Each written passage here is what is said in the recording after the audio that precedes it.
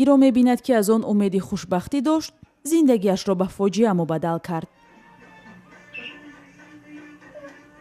با شوهرش همگی 2 روز زندگی کرد. شب دومی عروسی او را لطوکوب کرده به عیب بی‌باکیرگی از خانه بیرونش ساخت.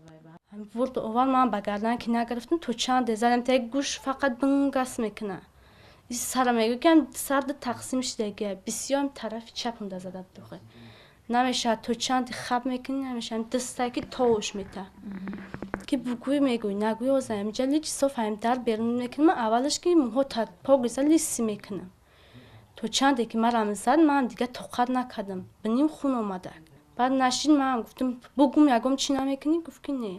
من گفتم خاکی با خوبی که نمیشه نه بگندگی مایل من میگم قطعیم ادام سازد چی کار میکنی بک.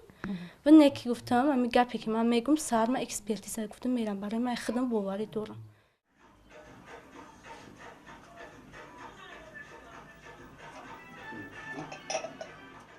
1 سال گذشته است، اما هنوز از فشار روانی آن روز نرهیده است. نه میرم کوچه دفتر میگردم نکی آدم نه بچه سلام میده خیال میکنم آدمه تمام خیلی بگوی که خدمت کم تا چی بگیرم که نه دیگه آدمه نمیشه. او را طبیبان تشخیص کردند و بیگناه برآمد. میگوید از استهزای مردم هنوز هم خلاص نشده است. چشمی والدین که به بخت او میگیرند او را ناراحت میکند. نه 1 سال 1 ماه میشه 1 معرکه میشه و چه من نمیرم. یکی نمیرم یکی هم گپ میزنن معنیش ورداش نمیکنه.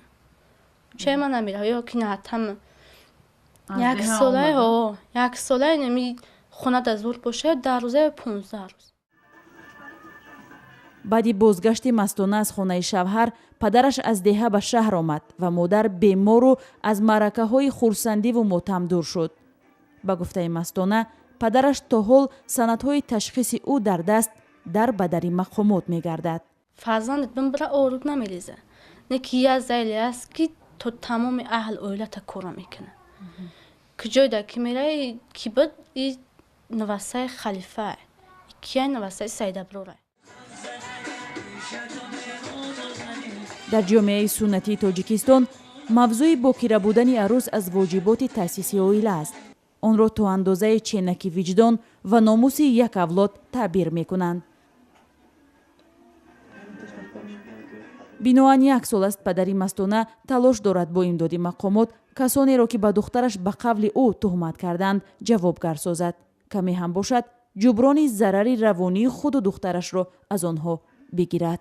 اساس از همین چی ما میگم آدم جزاش ببینه دیم دفعه با یه دختر دیگر حیوچ نست. نه خیلی بگوی شوهر نه.